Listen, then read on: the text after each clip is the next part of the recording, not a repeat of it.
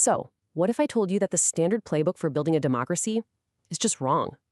Today, we're going to look at why that might be the case for one of the most populated, most complex regions on Earth, South Asia.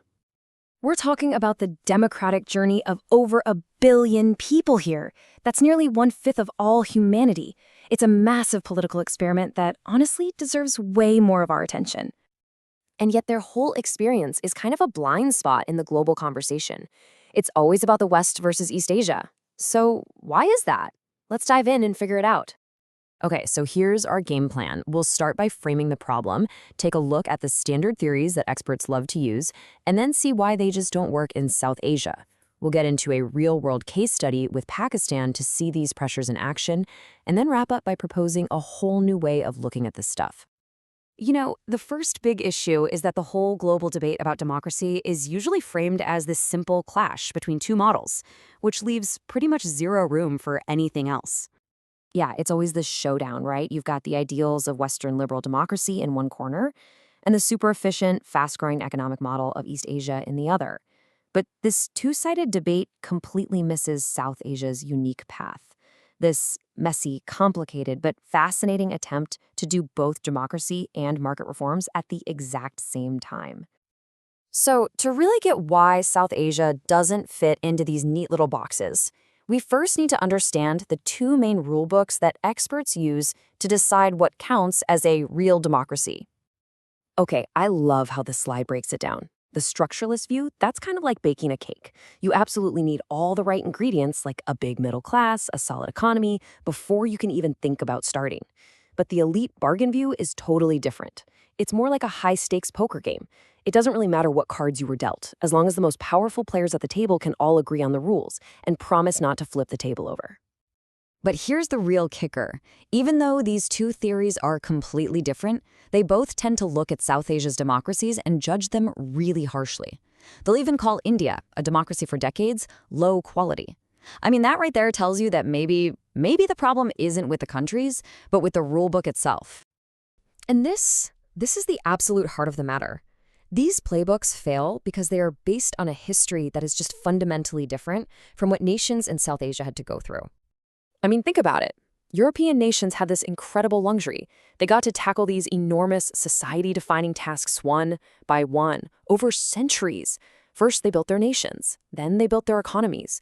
And only after all that was done did they fully open the doors to democracy. South Asian nations, they got no such luxury. They were forced to juggle all three of these massive challenges at the same time. It's like trying to build a house, launch a company, and raise a family all in the same week. It's just immense. And that simultaneous pressure creates these insane challenges and forces really tough trade-offs that those standard models just have no way of understanding. And if you want to see a powerful, real-world example of these tensions blowing up, well, look no further than the political history of Pakistan. It's a perfect case study in what happens when you have to do everything all at once. For more than a decade, the central political fight in Pakistan revolved around this one thing, the Eighth Amendment. Basically, this change to the Constitution created a constant tug-of-war. It pitted the unelected military and bureaucracy, who were behind the president, directly against the person the people actually voted for, the prime minister. And just look at the result. This timeline makes it painfully clear. It was just this relentless cycle of instability. One after another, democratically elected governments were just tossed out before they could even finish their terms. This wasn't just bad luck or bad leaders.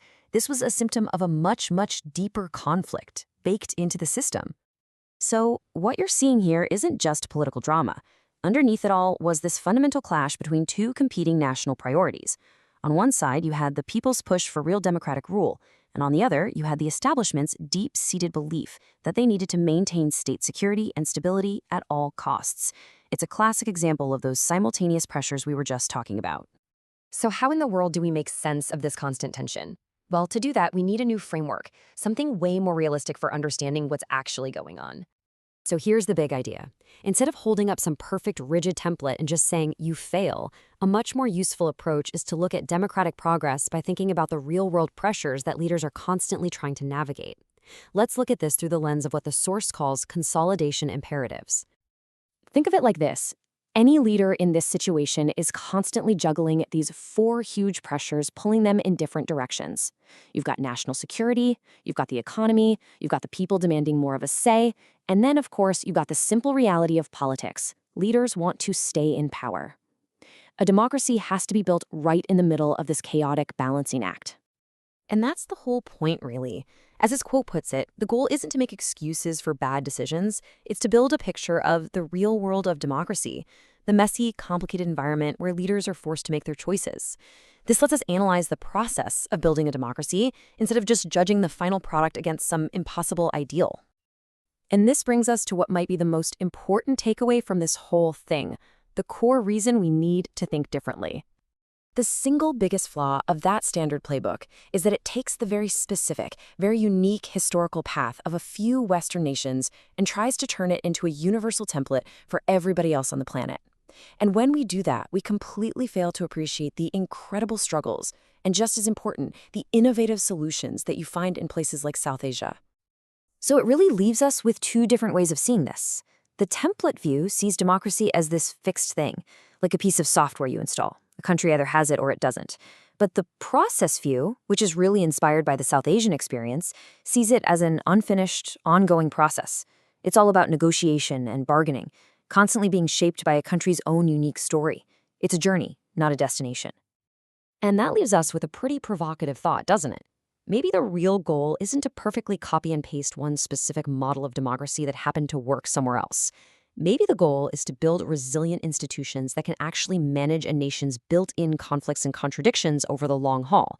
Maybe democracy isn't some final destination you arrive at, but is instead a constant, messy, and absolutely essential negotiation.